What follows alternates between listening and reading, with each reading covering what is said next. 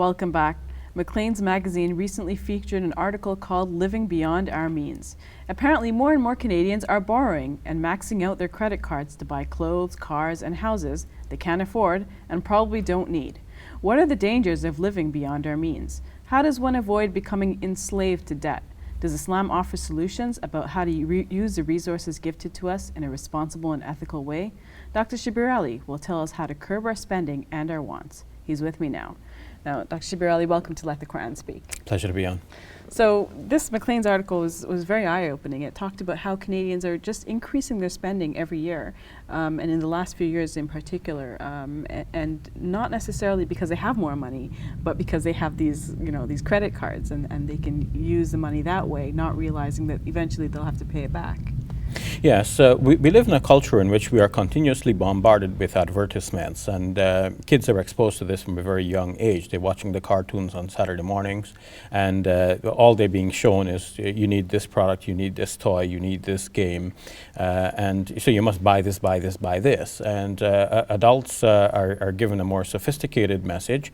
They're being told that you buy this and you don't have to actually pay now. You can enjoy all of this now, and you can pay for it later on.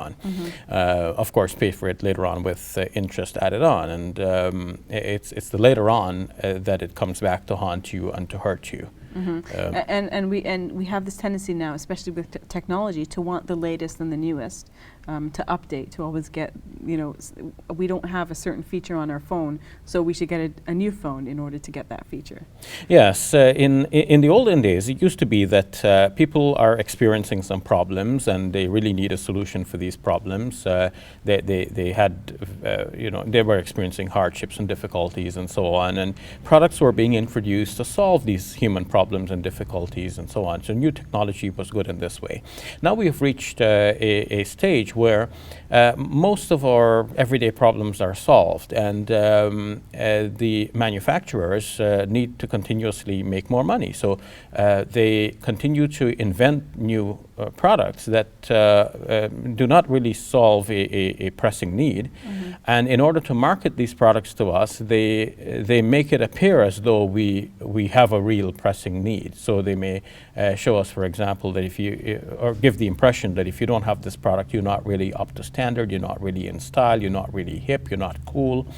So this is the kind of appeal that is being made nowadays. So you have to have this latest app, you need to have this latest phone or latest larger screen television, or better definition, higher quality, all this kind of thing. And somehow the advertising industry has managed to convince us of those things. Yes, and they use every persuasion technique that is known in the book. They use association, for example. They associate their product with a happy and pleasant life. They show people enjoying apparent bliss just because of their product. And most recently they have been using placement ads, putting advertisements, putting their products in movies, so that you're watching the movie, you're enjoying the movie, you see the product there with the brand name on it, and the next thing you know, that subliminally this has affected you, and subconsciously you will go buy that product the next time you are out shopping. The Maclean's article is interesting in that it pointed out that the storage industry is pretty significant. In Canada, it's the second largest compared to the United States. So people are buying and they don't have any space to store their things, so they're putting them in storage. Yes, and then of course they're paying for the storage space. Yes. So first of all, they paid for stuff that they didn't need. Now they're paying for the storage space. And what is alarming in this article is that people are using their home ownership line of credit in order to be able to buy things on credit. So they're using the house for this kind of leverage, and that can put them in a serious financial bind, because if in the future they're unable to meet these debts and to pay off this line of credit, they can lose their place to live. Exactly. So these are alarming features, and it shows that people are losing the sense of responsibility on how to care for their money and how to guard their wealth and to spend it wisely. Yeah, people in the past used to to have a sense that if you earn $1, you save 50 cents and you spend the 50 cents.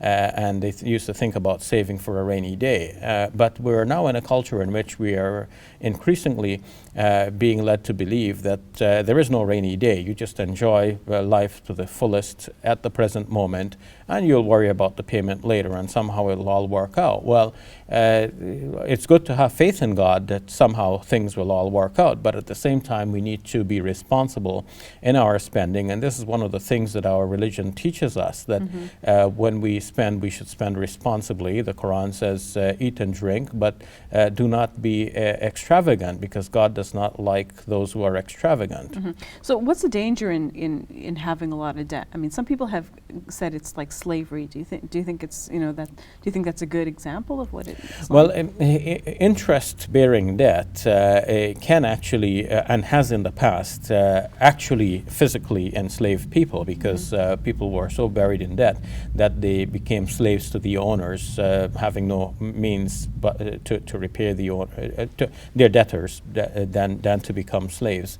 of their debtors, of their creditors, rather, of the creditors. In modern times, I mean, we can't conceive of anybody becoming a slave as a result of debt, but at the same time, people can, in a sense, become enslaved to debt. Somebody has a bumper sticker that says, I owe, so off to work I go. So it's no longer going to work to look after the needs of life and caring for a family and so on. It's going to work because you need to feed that debt. You need to the money you earn, some of it, a substantial portion of it has to go to pay off your debt. Exactly.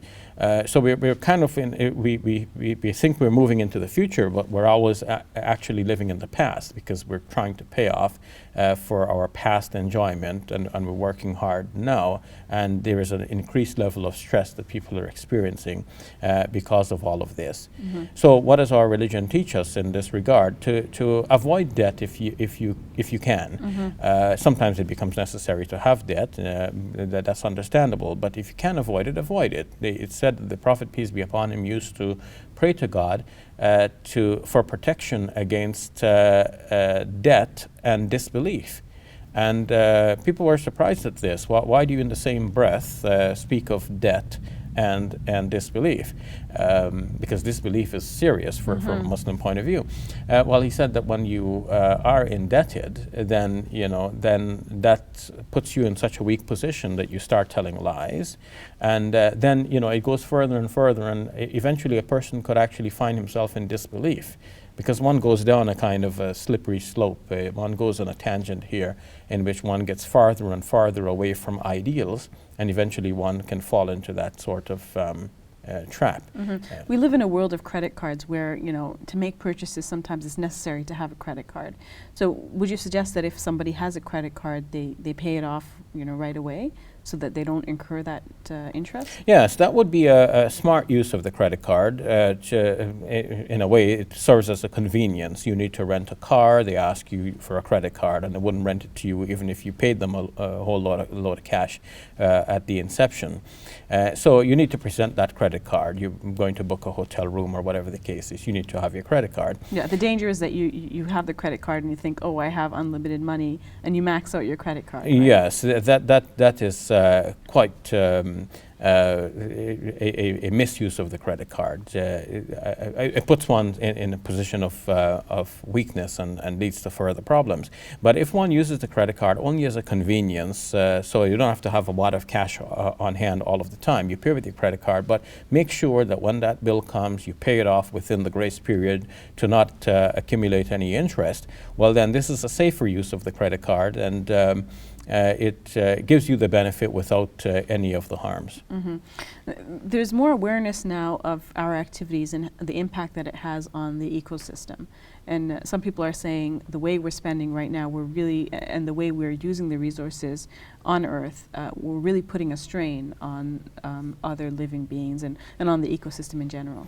Yes, this is why the Islamic teachings on moderation and striking a balance between things and the sharing of resources all of these teachings are important. While some people in many of the developing countries are consuming a lot, by comparison, people in the slower developing countries elsewhere are not consuming enough to really nourish themselves and to give them a decent standard of living. So there has to be a kind of a sharing of resources, a balance of sorts. And our religion teaches us that we look forward to maximum enjoyment in the life hereafter. Our maximum enjoyment is not in this life, and so we minimize our use. We use what is necessary and what is needed, and we do have some enjoyment as well, but we shouldn't imagine that all of our enjoyment will be right here. If we share our resources with others who are less fortunate, who are more needy,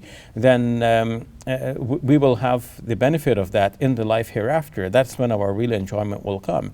Otherwise, if we try to maximize our enjoyment in this life, even that too, first of all, is very temporary. And secondly, we can only go to a certain limited extent. Sometimes you eat a food that is too delicious and you bite your tongue doing so. So you can only enjoy so much in this life. This is the limitation within which God has created us. We just have to recognize that and recognize that this is not the end of all life.